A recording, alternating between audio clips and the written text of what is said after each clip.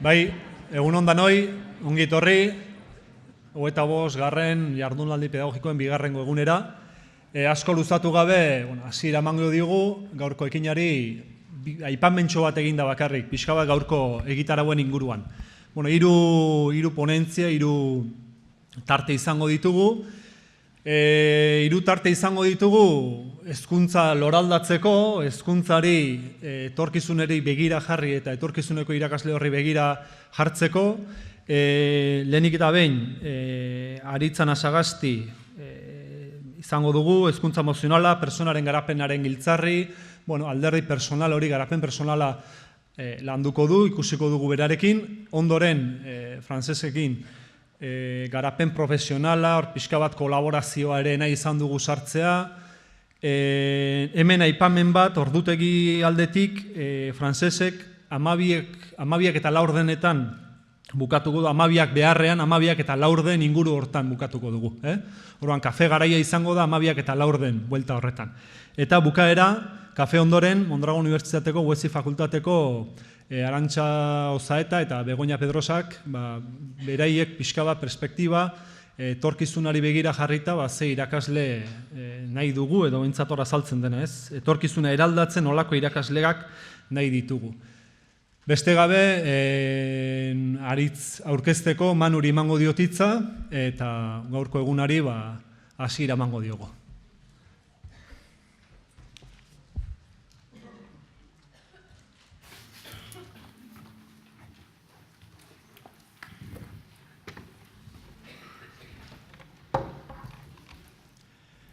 Egunon guztioi, pasaten barikuan, Federico Malpika eta Ángels Domingoren eskutik praktika reflexiboaren inguruan aritu ginen.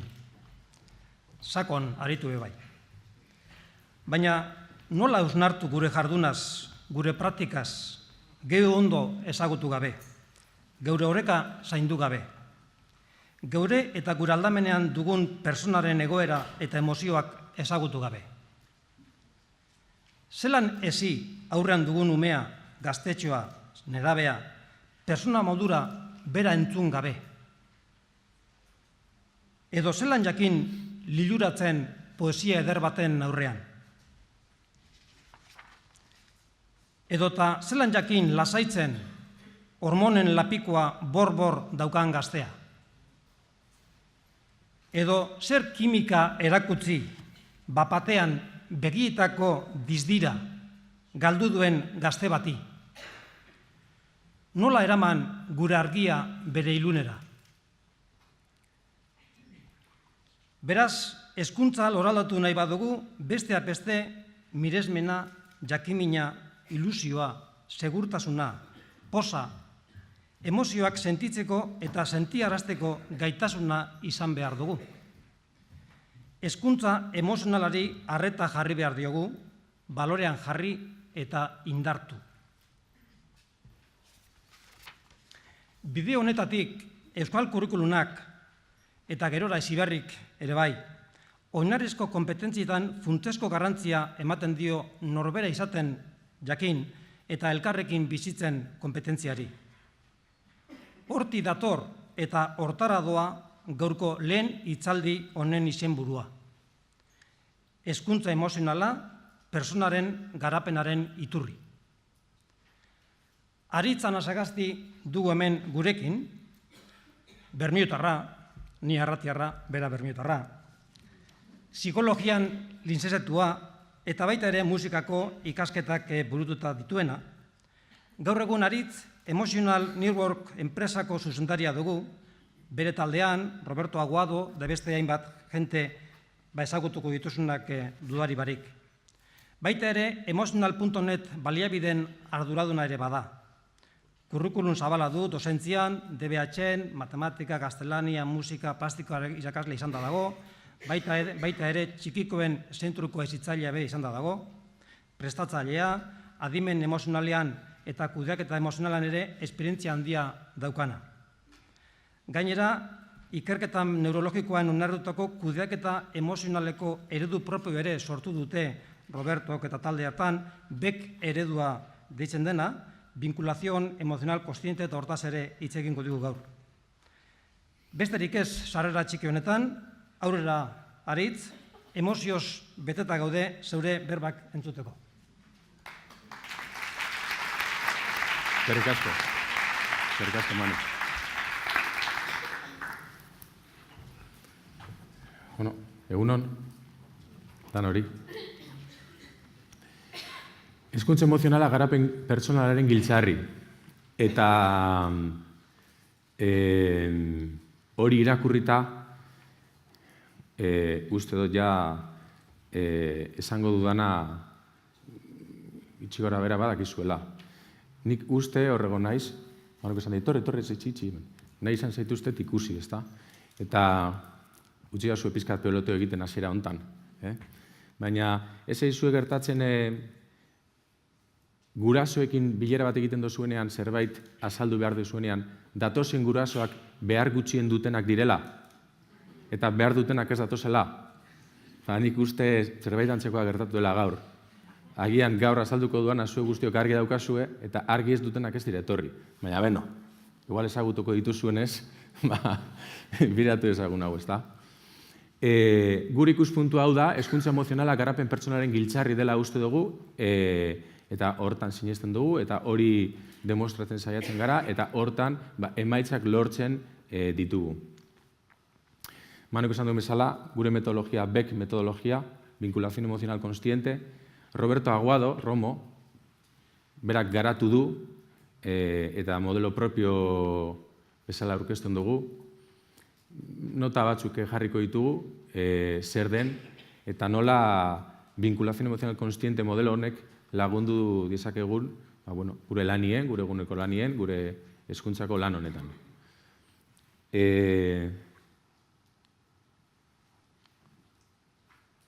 Lehenengo puntu hau da. Esan duan bezala, ez daukat dudarik zue guztiok badakizuela hau.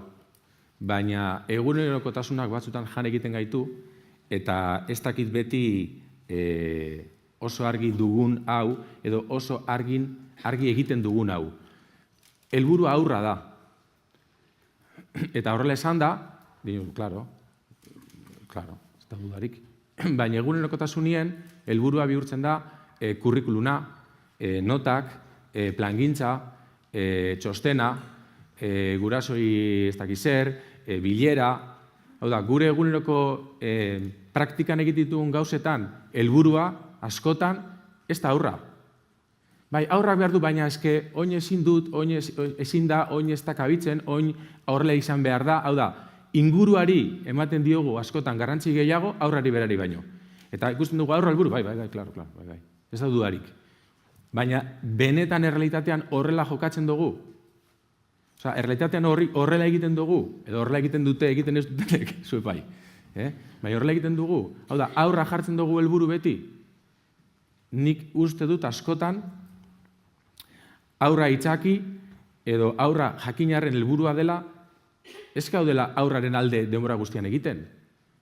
Eta zenbat aldiz egite ditugu, hainbat ekintza, gure alde, edo protokoloen alde, edo legeen alde, edo eske legeak esaten du, edo eske legeak ez du esaten, eta aurraren alde ez dugu egiten.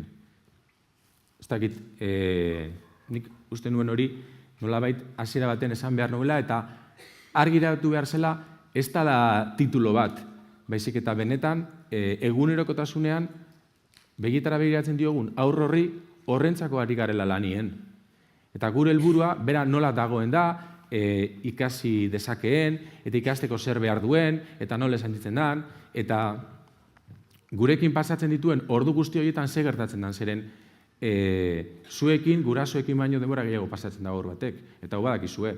Baina orduan, esteko zuen magal horretan, aurra dugu helburu, eta aur guztiak ditugu helburu, edo aur batzuk bai, edo esaten dugunean aurra helburu, gure burua datozenak dira, maite ditugun aurrak. Baina gero badaude hor, beste batzuk, horrek ez horren beste, horrek ere helburu dira, ba.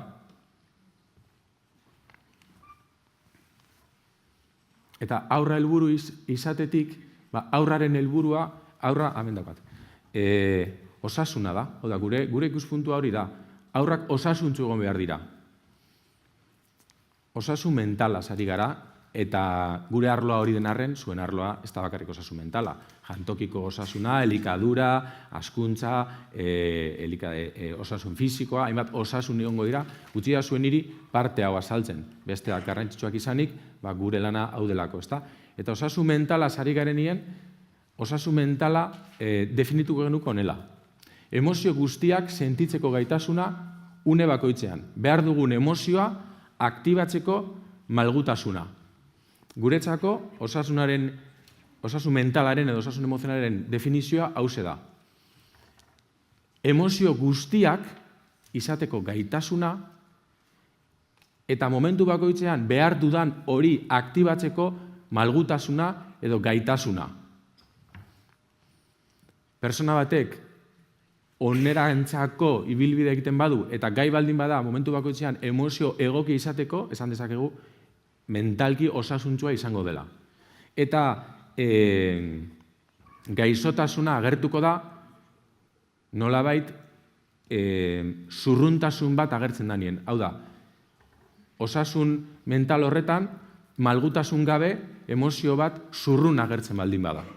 Naiz eta uste izan, klinisbuten aurpegiarekin daudenak oso guai direla, ezta?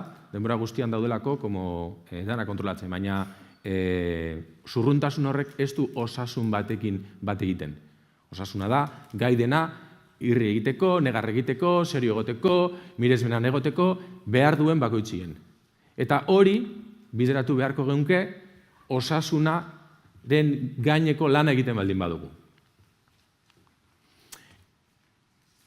Zeren, eta hau da guk lantzen duguna, gaur badakigu, emozioaren arabera, pentsatu eta egiten dugula. Hau da, dugun portaera eta dugun pentsamendua, emozioak erabakitzen duela. Eta titular bat izatetik aparte, hau da, kontutan izan beharko errealidad handi bat. Hau da, ez dugu berdin pentsamendu bera, urduri gaudenien. Ez dugu pentsamendu bera, posik gaudenien. Ez dugu pentsamendu bera, haserre gaudenien. Ez dugu pentsamendu bera, naskatuta gaudenien. Naiz eta estimulo bera izan, segun eta ze emozio dugun, halako pentsamenduak erakutuko ditugu. Eta gogoratu, inoiz egon baldin bazarete, gabaz, bueltaka buruari, bueltaka, hori disko raiau bat izango bazen bezala, eta ezin hortik atera, eta beste idea bat hartu, eta horre berdin, eta berdin, eta ezkara konturatzen, hori eragiten duena, ez dela pentsamendua bera, baizik eta emozioak hori eragiten duela. Beraz, guretzako oso garrantzitsua da, osasun emozionala, ez delako arlo bat, baizik eta arlo edo mentalak diren arlo gehienak edo guztiak hortikan gero errotuko direlako. Sustraia ikusiko dugu emozioa dela. Eta naiz eta adibidea jartzea, naiz eta azterketa baterako nik dena jakinda izan, urduritasunak nire jakituria blokeatuko du. Ni badakit, baina ez nahi izango gai hori martxan jartzeko. Zer gaitik? Urdin nagoelako, beldurtuta nagoelako, izututa nagoelako. Beraz, emozioak baldintzatuko du nire gaitasuna. Ulertzen da?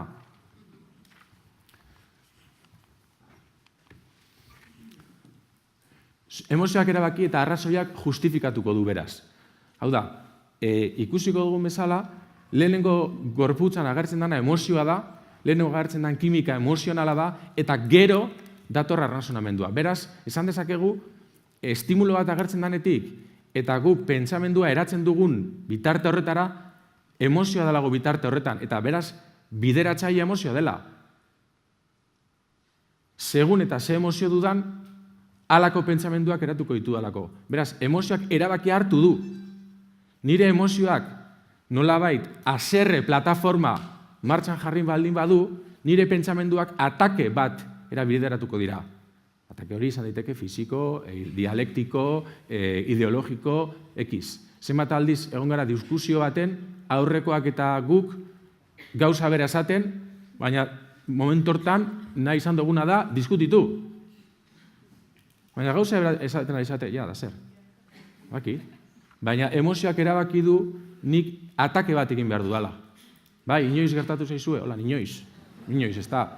Bai, eskerrik asko. Feedback honetik. Pertsona izan arren ugaztuna izaten jarraitzen dugu, klaro.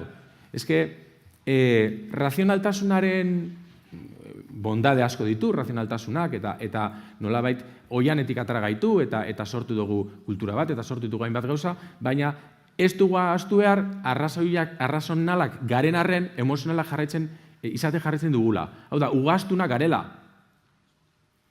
Bai? Pertsona izan arren ugaztuna izaten jarraitzen dugu. Hori ezin dugu alde batera itxi. Hori alde batera gelditzen da nien, ja eskara robotak baino izango. Ze ezberdintasun dago robotetik eta persona batera? Ja, inteligentzia artifizial delako honekin.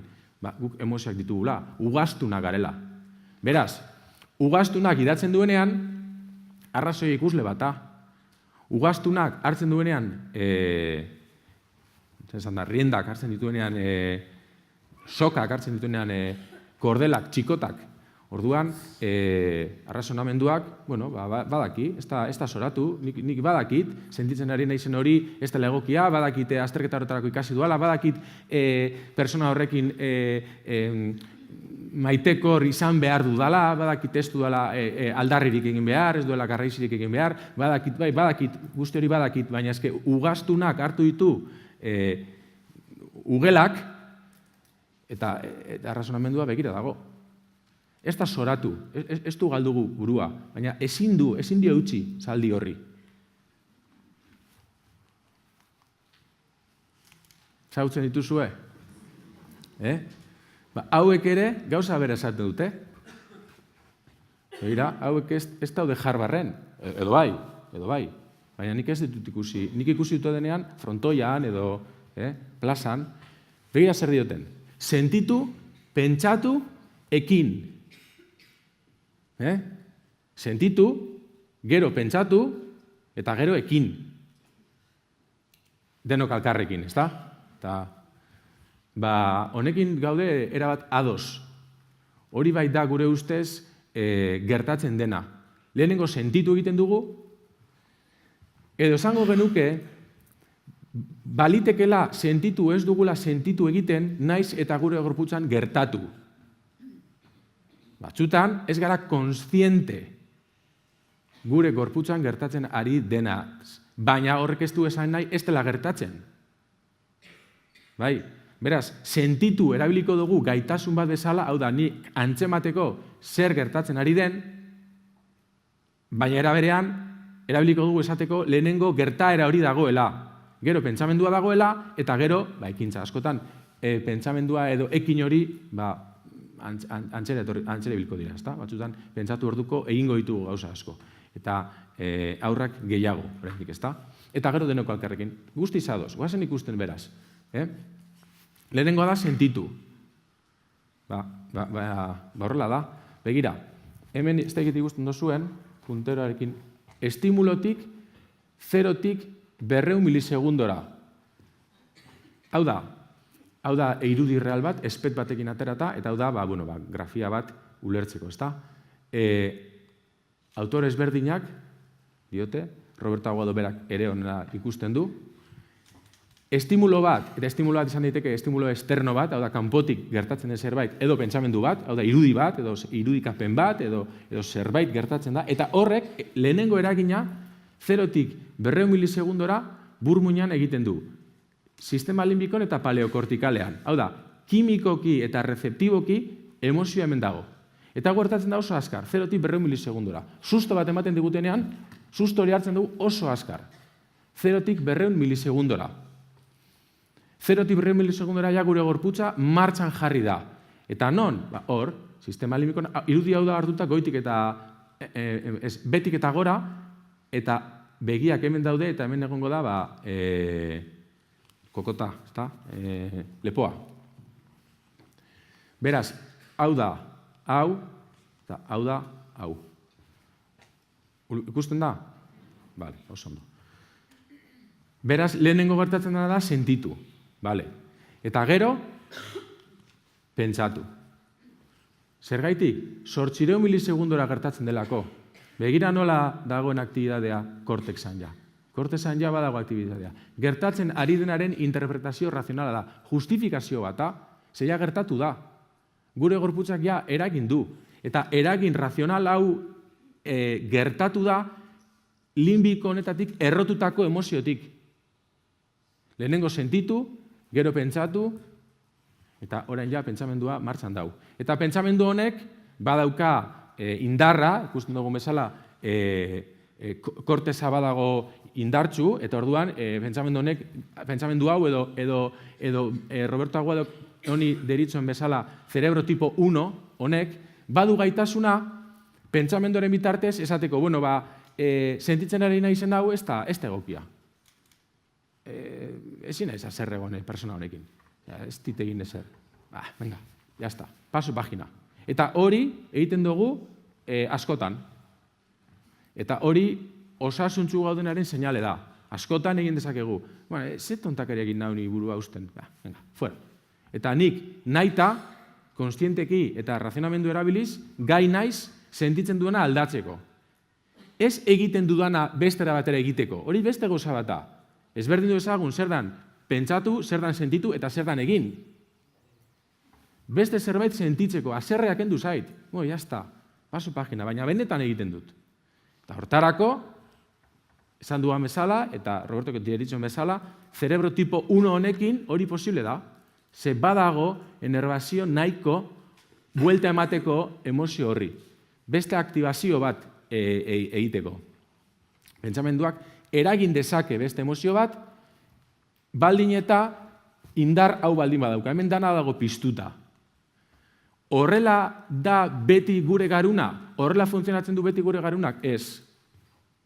Batzutan horrela. Begira. Batzutan, lehenengo puntua hau izan arren, ez da justo horrela izaten, baina 800 milisegundotan gertatzen zaiguna dela, kortexa ez dago piztuta, begira. Ikusten duzue, pizkat bai, baina batez ere limbiko eta paleokortikala horiek dauz biztuta. Eta kortexa ez dago biztuta. Ikusten duzue? Horre zer esan nahi du? Persona hori soratu egin dela? Ez. Persona horrek badaki sentitzen ari den hori egokia edo desegokia izan, zer sentitzen ari den, eta gai da kontraste hau egiteko. Sentitzen ari nahi zen hau egokia da edo ez. Baina gertatzen dena da, ez dela gai, ez duela nahi, baizik eta ez dela gai horri buelta emateko. Eta zenbat aldiz nahi dugu beste gauza sentitu, maiteko egon, edo ez egon haserre, edo ez egon urduri, edo lasai egon, edo seguru sentitu, eta ez gara gai. Haur bat, liburu baten aurrien dauenien, eta konzentratu behar danien, izututa baldin badago, naskatuta baldin badago, haserre baldin badago, eta bere burmuina tipo 2 edo tipo 2 honetan baldin badago, ez da ez duela nahi, baizik ez dela gai emozio hori aldatzeko. Eta horrek zer eragin du? Zuek gaizarie haserre zauden baten zerbait irakurri eta barneratzeko? Ez da. Aurra bez. Ez dira gai. Badakizu ze portzentaietan helduetan dagoen burmuin mota, zein da media gutxi gora bera? Helduetan, osasuntsuak diren helduetan, 20-25 bat kasutan gertatzen zaigu hau, de media. Persona batzutan, bere situazio, bere bizitzako situazioetan, 100 askoz handiagoa da, eta beste batzutan txikiagoa. Zenbat eta gehiagotan horrela funtzionatu gure burmuinak, zenbat eta estimulo gehiago egon hau eragiten dutenak guregan, orduan eta gaitasun gutxiago izango dugu honi buelta emateko. Borondatez. Beraz, uste baldin badugu, lehenengo dela pentsatu eta gero sentitu, honek ezin du. Eta hemen zaudeten askok badakizue erantzuna. Zenbat 8 urtetik bera, zein da portzentaia 8 urteko berako umeetan, ze portzentaiatan agertzen da burmuin mota hau. 100%. 8 urtetik bera, eta 8 dira media bata, egongo da 7 urteko bat oso azkarra dena, seguru, baina media bezala 8 urte jartzen da, esateko hortik aurrera badagoela aukera burmuinak honela funtzionatzeko. Baina 8 urtetatik bera oso zaila da aurkitzie persona bat bere burmuinak honela jokatuko duena. Eta honela jokatzen du. Orduan, pentsatzeko txokoa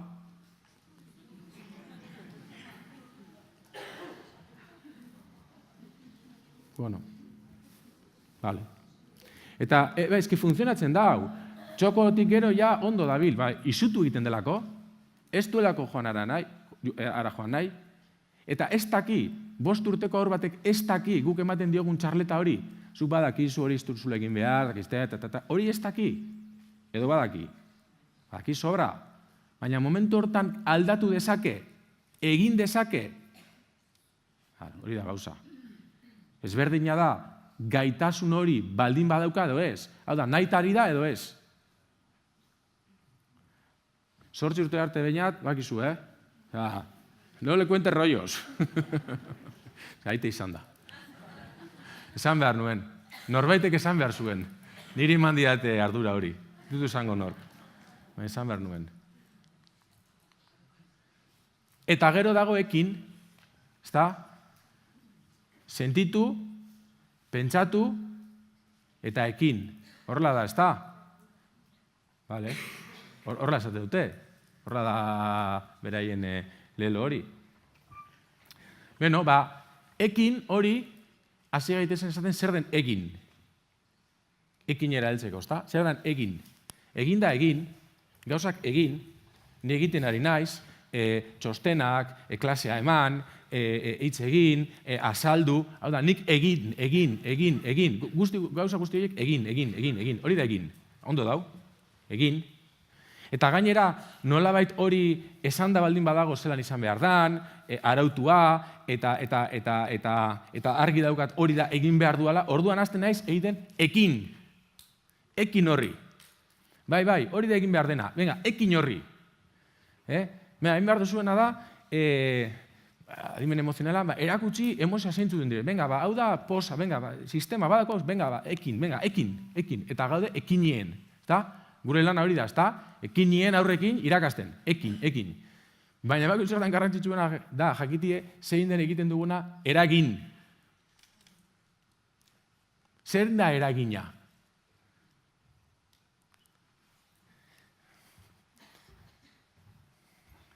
Neurtzen ari gara gure lana eragina ikusita, ena saltzen zuen, PISA informean konparatiba bat, estoy hablando de ti.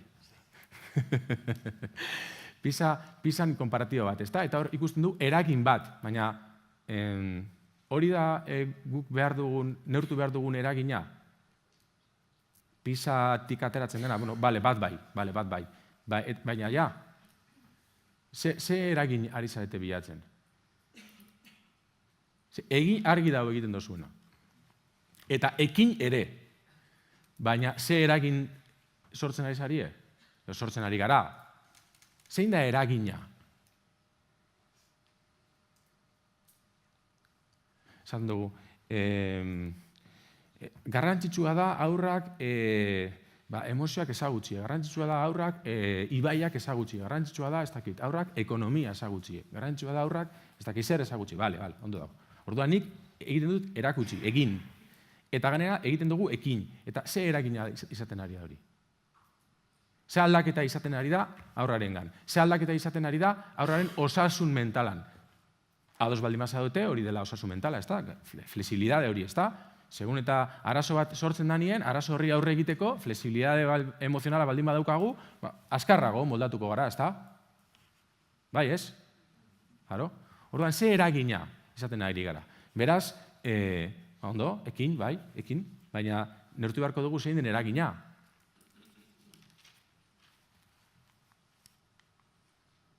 Eta hemen aukera ezberdinak daude. Lehenen aukera da hau, ez eragitie. Bai? Diot, hola, aurrera.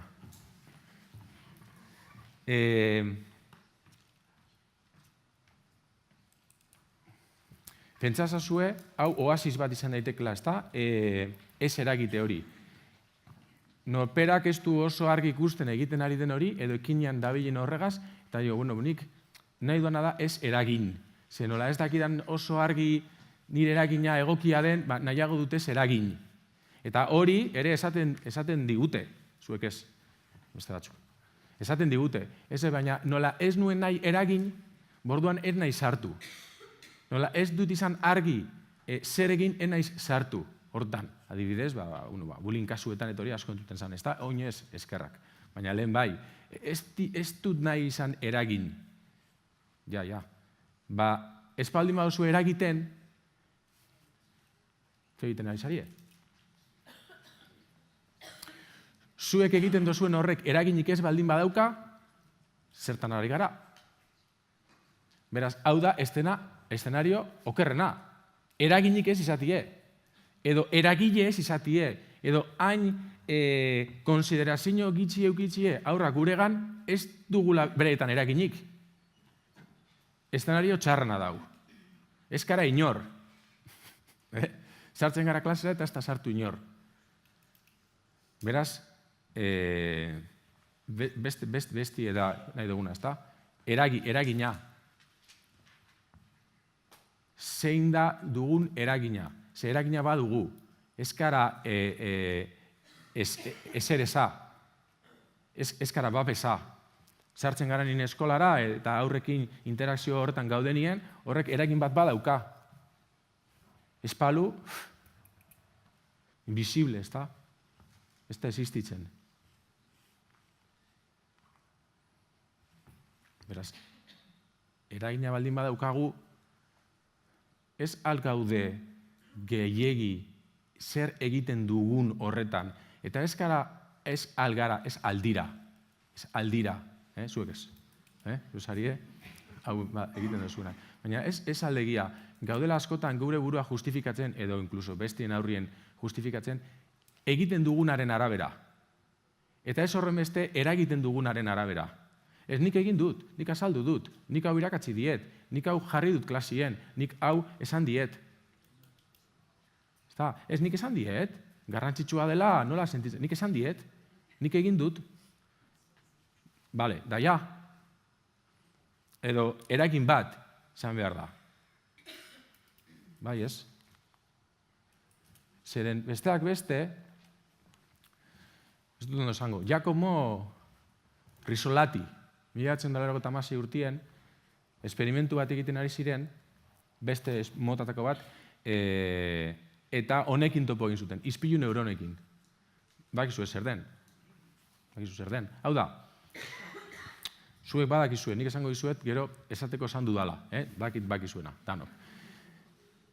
Ispilu neuronen teorien arabera, guk aurrak ikasten du imitazio bidez. Aurrak barrenatzen du bestea egiten ari dena. Aurrak barrenatzen du bestean gertatzen dena. Aurrak barrenatzen du referentean, zuengan, gertatzen den hori izan nahi du. Edo bere burmuinak hori eragiten du, beregan. Ispilu neuronek egitutena da, isladatu kanpoan dagoena barnera. Beraz, egiten dudan hori, nik manuri ematen baldin badiot, mando hau, boligrafoa, berak imitatuko duena emaile papera da, ez horremeste hartzailea bakarrik. Bere figura hartzaile figura da, bai? Hartu egin du. Baina nik mandiot, ispilu neuronek ze bitarteko egin dute, ematen, zer egiten ari nahi zen. Ulertzen da? Bai, zuetzak. Bueno, hemen gura, zuri edazta, bez? Beraz, jakinik ispilu neurona sistema honetan bizi garela, eta hau dela ikaskuntzako ardaz nagusia, nolabait, hau ekarren nahi nizuen. Bakizu zer dan? Gogotzen zarie? Ikusi dozu inoiz hau? 1985 urtean, ibilaldi egin zen Bermion. Eta honekin kasetak egin ziren, kartelak, kasetak fijo, nik kasetak, ez dakit kartelak egon ziren, segurazki bai, kasetak fijo. Bakizu den kaset bat.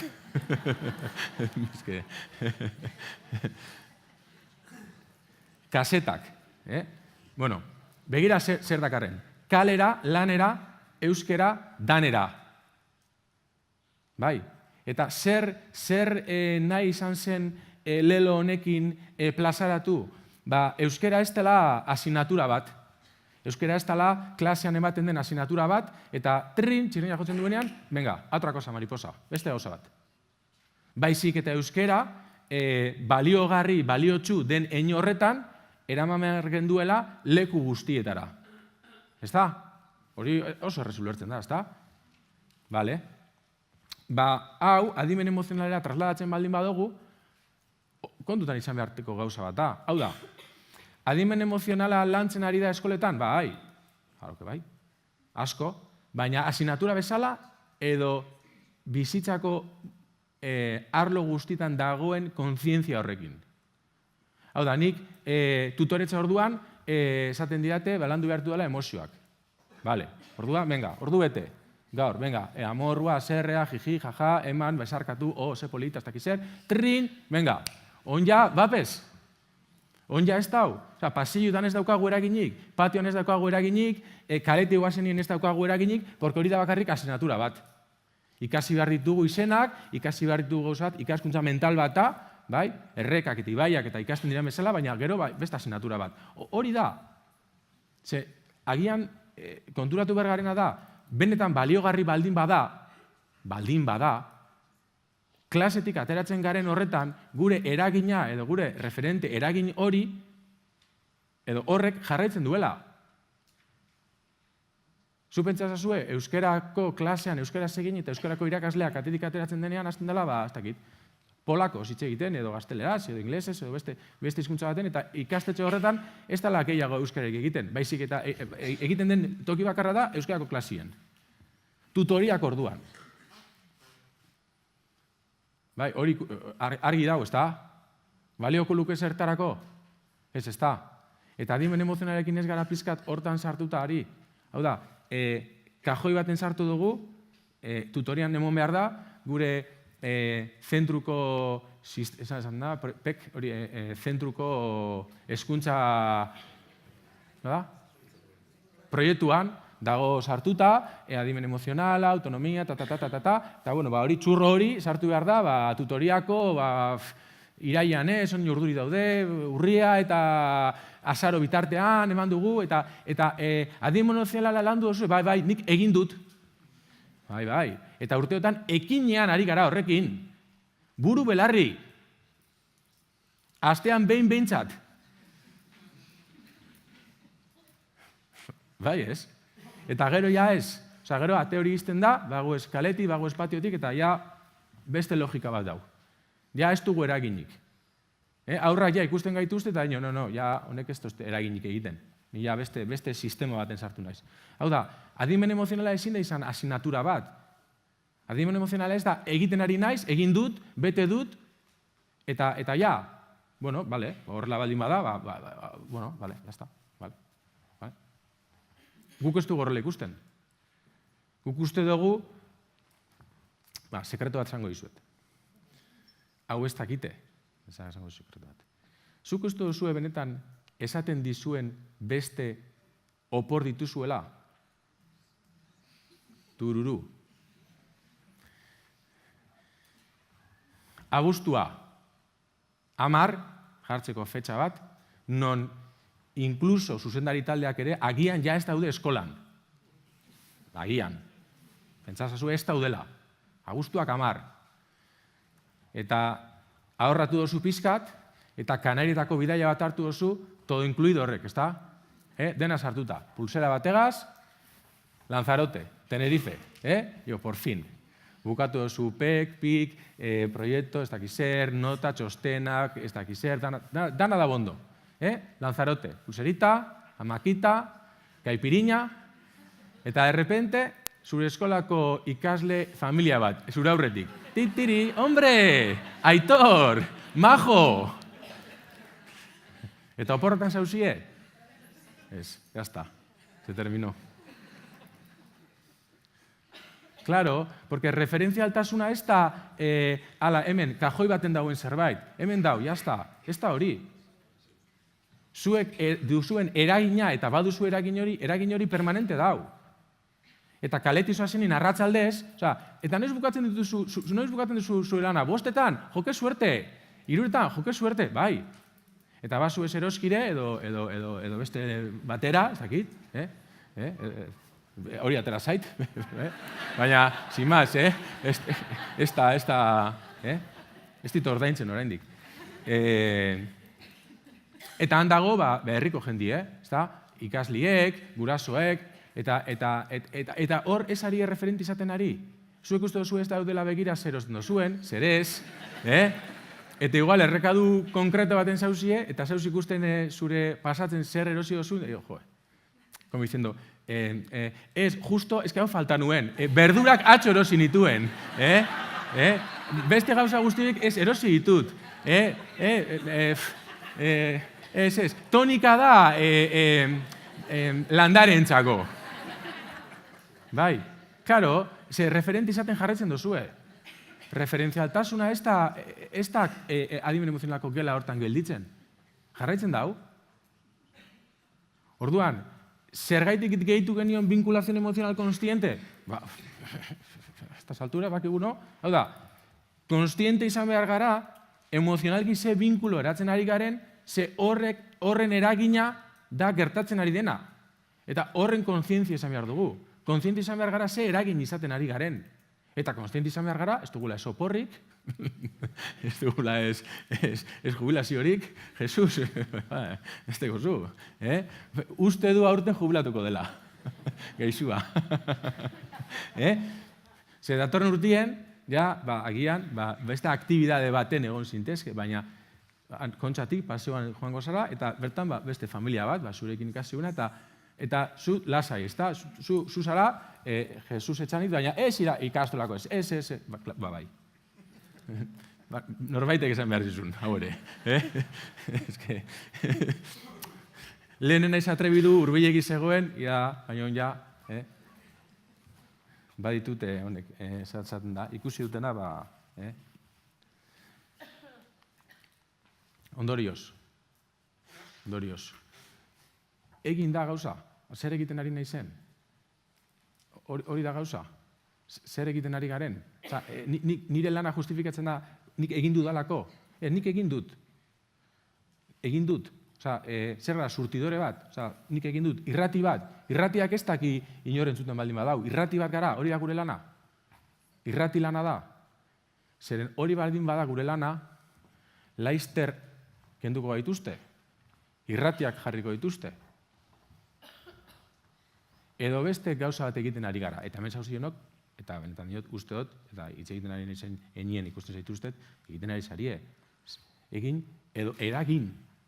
Pendiente gau, ze eragin dugun, ze eragin dagoen guk egiten dugun lan horretan. Zer heltzen dan. Komunikazioa izaten da, garrantzitsua ez dela guk egiten dugun komunikazio hori, baizik eta besteari heltzen zaiona.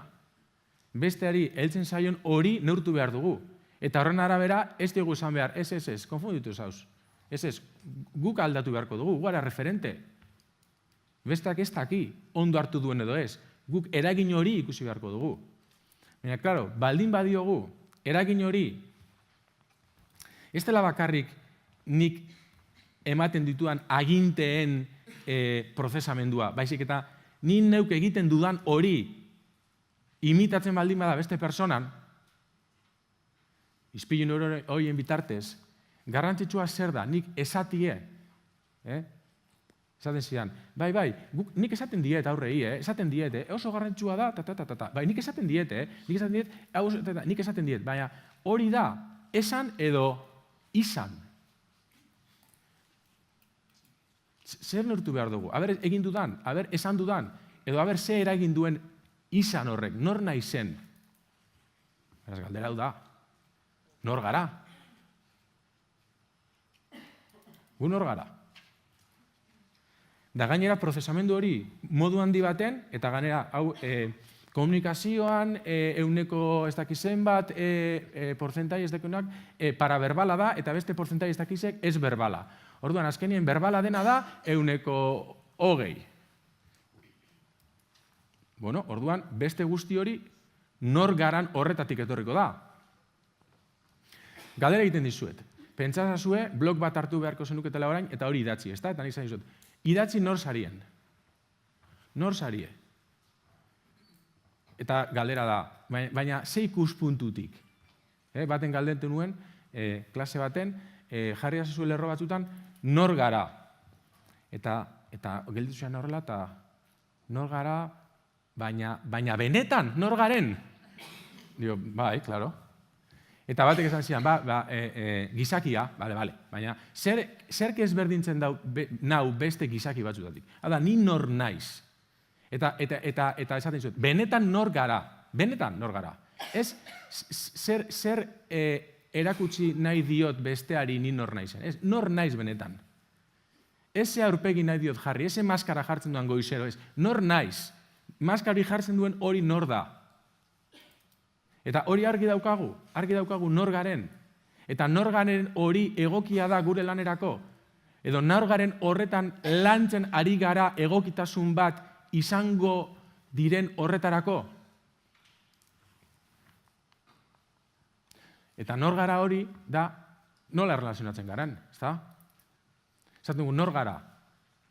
Eta zuek pentsazue erantzun hori eman behar dezuela, benetan nor gara. Bai, profesionalki, ekonomikoki, sozialki, politikoki, itxura, baina nor gara, benetan nor zarazu, benetan. Eta, kien eres, nor zara. Eta nor zara horretan, nolabait hori deskribatu behar baldin badut, erabiliko dutan adjektiboak dira, nola erlazionatzen nahi zen. Bai, humoretsua, serioa, langilea, sentimentala, hau da, nolakoa nahi zen, esaten ari naiz. Ulertzen da? Ez asko, ez da? Bai, bale. Eta nola erlazionatzen nahi zen horretan, ere aukera bi izango ditugu. Gure buruarekin nola erlazionatzen gara. Ze motatako harremana dugu gure buruarekin. Zerbait gaizke ateratzen zaigunien, nolako egurra ematen diogu gure buruari. Eta hori inork ez du ikusten, Guk irreparra egiten dugu, ikasi dugu hitza, ikasi dugu esaten eta egiten, hobekuntzarako planean sartuko dut, gure buruako hobekuntzarako planean sartuko dut, ja ez diogu gure buruari esaten, puto desastre, hori ez diogu esaten, ikasia gara eta nire hobekuntza plan personalan sartuko dut, edo ikasi behar duan zerbaita, bale, ondo, perfecto. Baina nola eragiten diot nire buruari, ze amorrazio daukat nire buruarekin. Nola erlazionatzen naiz nire buruarekin. Eta nire buruarekin erlazionatzen naizen modu hori egokia da egiten dugun eragin horretan beste aldera heltzeko. Ez. Ez tozue nahi besteak zuek zaren bezala erlazionatzi berein buruarekin? Torduan segitun zu, maskara bat jarri, porque el otro no se entera. Bai, venga, nik esan diot. Hala, nor gara? Eta ez bakarrik gure buruarekin. Eta beste guztiekin, hori da daukagun aukera bakarra, ezta? Edo gurekin, edo gu eskarenarekin. Eta oso ezberdinak izan daitezke, batzutan gure buruarekin oso zorrotzak eta gorrak gara, eta besteekin ez, edo alrebez, besteekin oso zorrotzak eta gorrak gara, eta gurekin ez. Baina nor gara? Hori nola kudeatzen dugu? Edo ja paso egin dugu, ni bakin nonako nahi zen, a mi déjame de rollos. Vale, baina gure lan honetan, eta ados baldin bagaude, Jakomoren ikesketekin, eta baldin badakigu guk egiten duguna, eta gu garen hori pasatzen baldin bada beste aldera, ze pasatzen ari gara?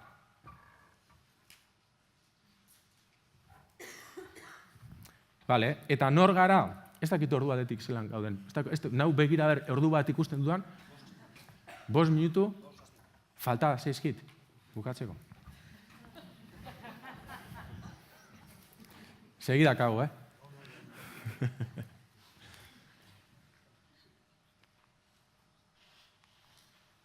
Hau da, nola erlazionatzen naiz oso lotuta dago, nola bizi dut. Realitate hori nola antzematen dut. Gertatzen zaizkidan estimulo ezberdinak nola jasotzen ditut. Sorpresak nola jasotzen ditut. Ustekabeak nola hartzen ditut. Notizi txar bat ematen didanean, ze egiten dut. Nola antzematen dut? Nola dago nik kanpotik datorren hori antzemateko gaitasuna, eta nola antzematen dut nire burua? Ze garrantzi du niretzako nire buruak, nola maite dut edo ez nire burua, gozo tratatzen du nire burua. Zertan baitu ez, zuen nahi dozue zuen ikasleak beren burua gozo eta maitekor tratatzie? Erantzuna pista hau da. Bai, ez? Vale. Eta zuen islada hartuko badute, zuen ganera hori gertatzen da? Aukera ematen diozue zuen buruari errore baten aurrien benetan norpere burua barkatzeko, baina ez barkamena hori me trago un sapo. Baizik eta ez bai, benetan, venga. Bigarren aukera bat emango diot nire buruari. Eta hirugarrena, eta laugarrena, eta horrekin ikasten noa, eta baina aurra. Hori, zuek han gertatzea nahi dozuno hori zuengan badago, gertatzen da? Ez da erantzun behar, reflexio bezala botatzen dut. Beraz, hasieran jarri gendun ikaslea helburu, baina igual irakaslea helburu, ez da? Ondo dau, ikaslea helburu da, hori ez zaigu astuko.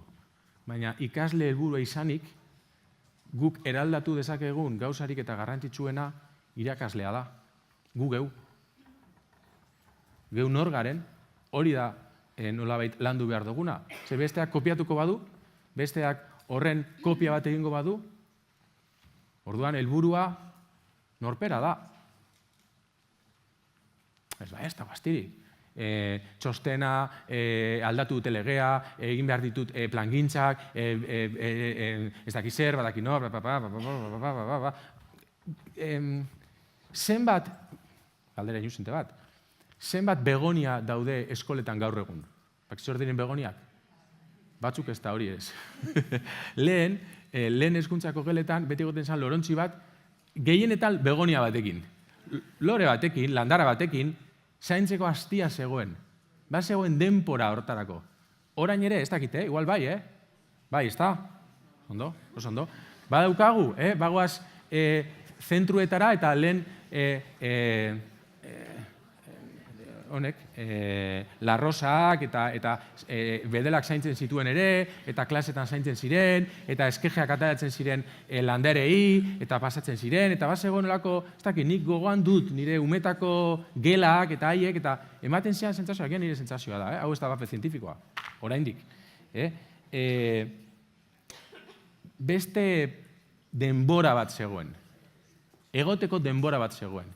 Orain, minuto 5, pan, hau, besti, materiala, besti, pasa, venga, pan, urrengoa, venga, pan, edukiak, esto, bukatu dut, etxien, prestatzen, ez dakizer, para.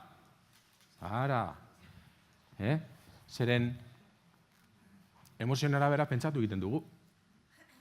Guk ere bai, aurra bakarrik ez. Guk ere bai.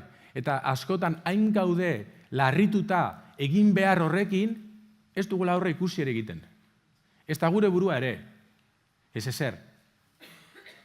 Eta gero, agian, inkluso gaizotu errezago, porque gaude, estres baten sartuta, Josu, aber noiz datorren agustuak 10 Lanzarotera joateko.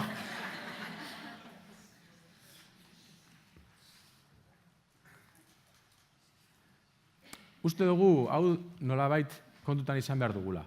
Sustraitatik fruituetara. Zeren, adimen emozionalean ere, egin dugun, ni ez nago oso gustora honekin da, estrukturalki aldatu nahi hori. Jarriko ditugu normak, ordutegiak, eta ordu horietan adimen emozionala landu behar da. Eta egingo dugu, hau, eta venga, eta egingo dugu horrela. Nik uste dut aldaketa personala izan behar dela. Personaz persona. Bakoitzak, klaseko batea izten den horretan, gelditzen da. Bat eta besteak. Eta ja, hor, ez da, ez legea, ez dakize, daude personak. Beraz, hor aurrien jartzen persona hori nola sentitzen da, nola gaude. Ze aukera ematen diogu gure buruari ondo egoteko? Ze aukera ematen diogu gure buruari 5 minutu hartzeko, ze aurreko klasea agian ez da izen oso ona, eta 5 minutu behar dugu baso bat erateko, eta urrengo klasera joateko pizkat, bueno, venga. Beste bat. Ez, 5 minutu galdu. Eta gero aldaketa estrukturala. Lehenengo aldaketa personala. Eta personak aldatzen baldin baditugu, orduan agian, estrukturak aldatuko ditugu. Eta estrukturak aldatzen baditugu, orduan kultura agian aldatuko da. Eta nahitaezko eraginetik, ze eragina nahitaezkoa da, nahitasko eragin batera, jo. Ze eragina badago.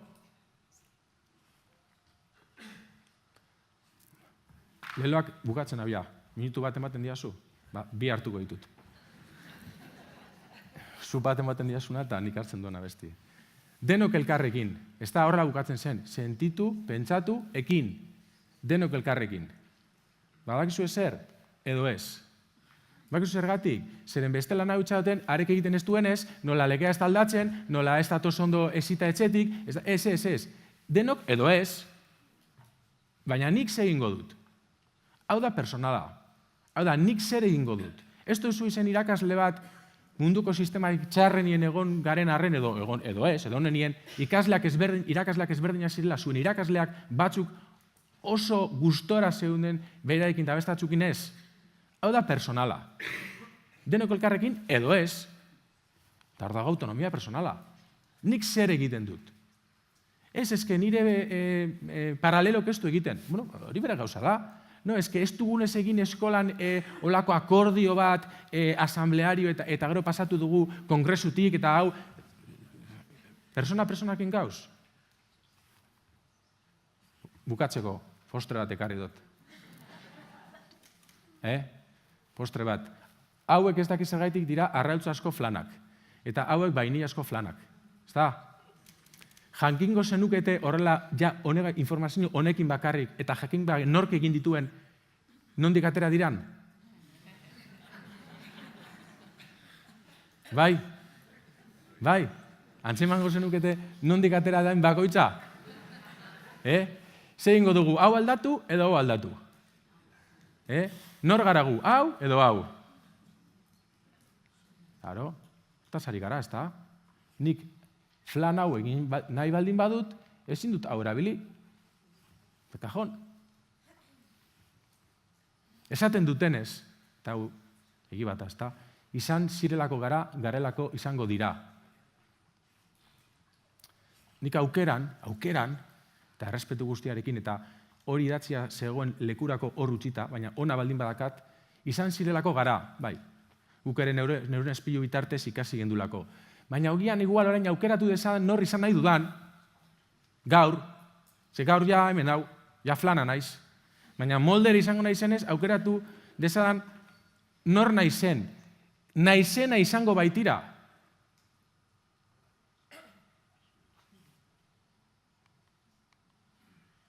Eskerrik asko.